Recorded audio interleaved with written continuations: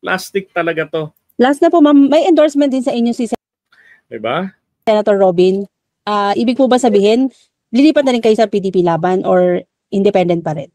Independent pa rin ako, okay lang. Kung sino mag-endorse sa akin, nagpapasalamat ako. Tuwan-tuwa nga ako kay Senator Robin. Kasi ang bilis niya eh. Sabi niya, sige, ready na ako. Pagdating galing sa Hague, talaga nag-shooting na rin kagad. At madalian din. Dahil lang sabi nga niya, pinagsabihan daw silang lahat na magsiuwi at ikampanya na ang lahat ng mga kasamahan. Kaya tuwan-tuwa ako at nagpapasalamat din kay Senator Robin. Bongga-bongga. Nag-enjoy ako sa shoot. Pero nakakapagtaka. Nag-iyakan kami dun sa shoot na yun. Hindi ko maintindihan. Hindi ako iyakin. Hindi rin siya iyakin, pero pareho kaming naiiyak sa sitwasyon ng ating bansa. Wow! Okay, salamat po, ma'am. Maraming salamat, Mian. Ma'am Cecil Suerte Filipe po sa Star. Ay, meron ba akong ano? Ma'am, speaking of Senator Robin po, sabi niya parang, di ba nung hearing niyo, sabi niya, hindi ko kayo pinako-contempt, walang utos ni PRRD na i-contempt kayo. Do you, parang nag-uutos ba sa inyo si PRRD? Di ba it's not supposed to be that way? Wala naman kaming contact kay Presidente Duterte. Hindi ko alam kung meron silang contact doon sa Hague. Hindi naman ako napunta. Ako wala naman akong mga utos-utos. At nakakita naman ninyo, hindi natiis ni Senator Bato, talagang nag-move siya for contempt. Wala namang magawa kasi harap-harapan naman nagsisinungaling. Ang nakakalungkot lang, sinuwag naman ng desisyon ng komite ng ating Senate President. Kaya nabigla naman kami. Never heard naman yung may syokos-syokos. Wala sa buong rules ng Senado yung syokos na yan. Opo, yan sabi din ni SP pala, SP Escudero, na parang nag-hope siya na magiging parang instrument ng unity yung inyong hearing, but it turned out pati yung Senate parang na-divide. Your take on that, ma'am? Hindi ko maintindihan dahil ang totoo, yan din ang pakiwari namin, naging very emotional ang buong bayan at inakala ko na mas maganda na malaman natin ang katotohanan. Sira ulo no? Pagkatapos silang ipangalat, di ba, Cor Salcedo Channel, no, Jen, patapos nilang ay shoutout kay Juliet, ganon din kay Elena Capistrano, kay Lori, and kay Ofelia. Matapos na ipangalat nila na kinidnap si Digong, na illegal yung nangyari, di ba? Mali yung ginawa sa pag-aresto kay Duterte, mga ganyan, wala na tayo. Puro sila wala tayong jurisdiction. Kahit na ipaliwanag nila ng maayos, ng tama, ayon sa batas. Tapos, well, sa akin naman kasi, ang nakita ko lang naman talaga rito, gusto lang naman nila talaga rito, tong in the investigation ginawa na yan, makakuha. Kumbaga ho, ganito, ipinagkakanulo niya. Kaya nga ang dyan siya na ba si Cain? Di ba? So, nakapatid ni Abel, mga anak ni ni Adan. No, ipinagkanulo ang kanyang kapatid. Di ba? Ipinagkanulo at trinaydor, ganun o pinapatay yung kanyang kapatid. So, kasi ganun yung potential na mangyayari diyan. Kasi nga, sa totoo lang maski sa mga Marcos supporters, there are some na mga nagmahal din kay Duterte nung kanyang panahon. Diba? Kaya lang dahil nga sila yung mga talagang Marcos supporters, mga loyalists, talagang pagdating ng botohan, kung papipiliin Duterte candidate versus Marcos candidate, then they will definitely choose the Marcos side. Diba? Ganun sila. Pero pagdating nun sa nangyari, lalo't hindi sila aware ano ba talaga ang international law? Ano ba talaga yung status ng bansa natin? Do we really recognize the international law? Meron ba silang napapakinggan na nagpapaliwanag nito? Malamang wala. Di ba? Ibig sabihin, yung mga ganyan, mga fragile, di ba? Yun ang kanilang yun ang maaapektuhan dito sa kanilang mga pinagagawa. Hindi nga niya pinaliliwanag yun na nangyari ganitong pag-aresto kasi may ganitong kaso. Di ba? Siya nga po dapat kung tutuusin ang unang sasalag kasi si Amy ang nagiging kumbaga pinakatulay ng administrasyon o ng pamilya Marcos doon sa mga kampo ng mga Duterte, sa mga minions nila. At kung sakaling magkaroon ng awayan diyan, di ba, inaasahan po naman ng marami na si Amy is definitely on the president's side. Oh, kasi pamilya yan Hindi ko sinasabing magkampihan ng magkapamilya. Kung mali, ba't magkakampihan, lintik?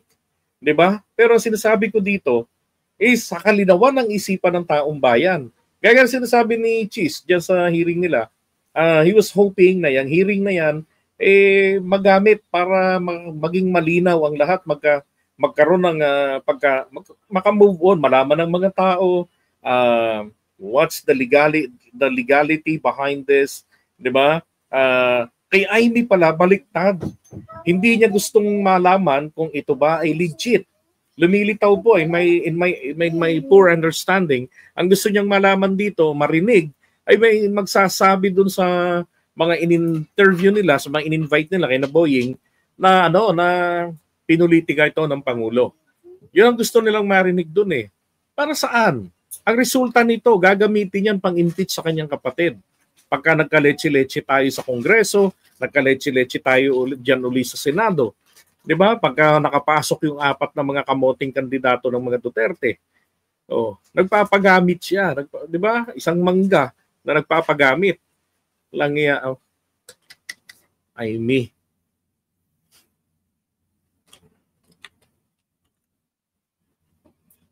Mabuksan ang mga pangyayari at ang buong sambayan ay mapanatag ang kalooban. Ngunit nakita natin napakaraming labag sa batas. Hindi ko naman sinasadya yun, hindi ko naman pinipilit yun. Nagtatanong ako tulad ng bawat isang Pilipino dahil hindi ko rin alam at hindi ko maintindihan ang pangyayari. Ma'am, when PBBM won in 2020, sabi natin, i-redeem yung name ng Marcoses because yung iba, di ba, ang tingin dictator, i-redeem. So far, ma'am, ano yung assessment mo po? Nare-redeem ba yung names ng Marcos with the way the president is handling the affair or his people is handling the affair of the government? Ang akin kasi, napakaswerte na naming pamilya, binigyan kami ng pagkakataon ulit na makabalik at linawin ang tunay na legacy, ika nga ng aking ama. Yan naman eh. Tagal ng patay ng tatay niyo. Linawin ang legacy. Alam na ng mga tao eh. Diba? Hindi makakakuha si PBBM ng 32.6 million tapos si Sara ng 33.2 million kung hindi yan malinaw.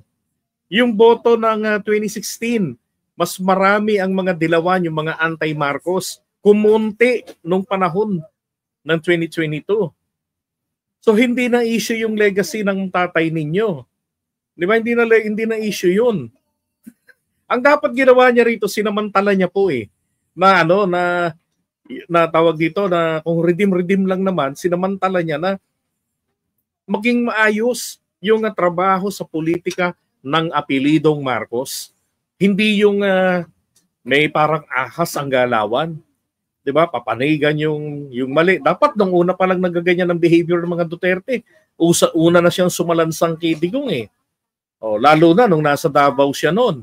Maganda sana kung ang ginawa niya noon, nang marinig niyang isigaw-sigaw ni Duterte na bangag ang Pangulo, sinugod niya na sa entablado, binungangaan niya na eh. 'Di ba? Dapat ganun. Mauunawaan ng taong bayan yan dahil ate siya. Hindi lang yun. Dapat yung mga banat ng mga atake na mali sa Pangulo, dapat sinasalag niya. Binabara niya yung mga yun. Wala. Kinukonsinti niya pa. Ni minsan wala po siyang pinuna sa mga yun. Tapos paano yung sabihin mariredeem yung mga pangalan ng pamilya ninyo? Ibinaon pa ho ni Aimee sa kahihiyan ng pangalan ng pamilya nila. 'Di ba? Na sariling pamilya nagpapatayan, nag-aaway-away din sa politika. Hey, shout out TJ Byron. Hello, kamusta say Brad? 'Di ba? Ay nako, Aimee. Ngayon, parang nasasayangan ako dahil eto nga 3 taon na nauubos ang panahon sa politika, sa paghihigante, pakikiaway. Sana Eto tayo sa pagihigante. Alam niyo kung pag-uusapan natin ng paghihigante, hindi ba dapat ang kanain ng Marcos administration etong mga nabubuhay pa ng mga dilawan diyan na sumira sa pangalan ng kanilang pamilya noon, wala nang ginaganyan si BBM eh. Maski nung naging kongresista siya, nung naging siyang senador, kasama niya si Bam Aquino. 'Di ba? Nakasama niya rin sa kongreso etong si Noynoy.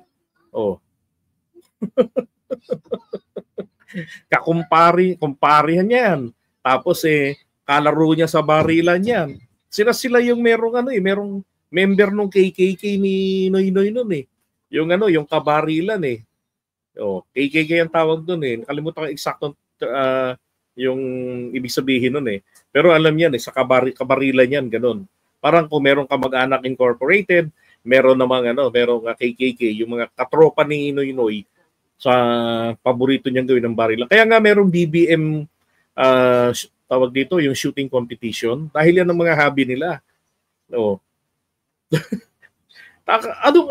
Paano maghihiganti si BBM dito sa mga Duterte?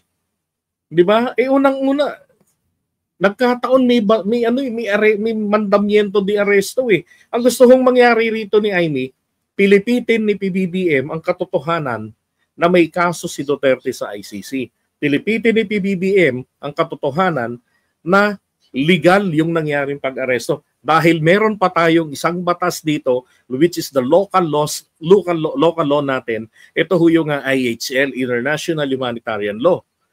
Yung RA 9851. 'Di ba? Section 17 at saka section 17 at saka chapter 17 tapos section yung chapter 17, ito yung nagsasabi na kinikilala ng gobyerno ng Pilipinas ng ating saligang batas natin, nakalagay rin naman yan na kinikilala natin yung mga international law. At doon po sa chapter 17 na yon ng IHL, nakasaad yung iba't ibang mga international law, including mga decisions nga kinikilala ng gobyerno natin bilang basihan sa mga kinakailangan magdesisyon sa mga kaso na related sa mga kasong covered ng IHL. Tapos doon sa section 17 na sinasabi roon, option ng Pilipinas na magpaubaya na sa pag-iimbestiga ng ibang bansa kung merong isang Pilipino o dayuhan na nililitis o kaya naman ay seryosong iniimbestigahan nila. Option natin yun at pwede pa nating isurrender daw. Or orang nakalagay doon surrender or extradition. Kung merong treaty, then we use the extradition, which is a tedious process. Pero kung wala, it's just an option. Surrender. At gano'n yung nangyari kay Digong at kay Bato na mangyayari sa kanya. Sabi niya, mapamura ka talaga sa mga pinagsasabi ni Amy. I agree. Di ba? Pag wala na si IB, may intindihan eh. Isa lang ang ibig sabihin niyan. Nabobobo na siya. Correct. At bakit tahimik siya sa usapin ng West Philippine Sea? Baka China kasi siya eh. Tukan na lang natin yung expectation ng tao sa Marcos, infrastructure, agrikultura, murang pagkain, mga trabaho, yung mga magandang iniwan ng aking ama, sana itinuloy, sana tutukan pa rin natin yan. Sana hindi pa huli, may 3 taon pa naman na habulin pa rin at maiwasto ng aking kapatid. Sana isang tabi yung mga sino-sino dyan na nag-a-advise at siya ang tinatarget talaga niya rito. Alam ko siguro masama loob nito kay Bersabin. Kasi kung hindi nyo napansin, naging medyo maangas itong dating ng Marcos administration eh, di ba? Mula nung sabi nung yung kino-content ko noon, sabi ko, tumatapang na si Lucas Bersabin di ba? Yun eh.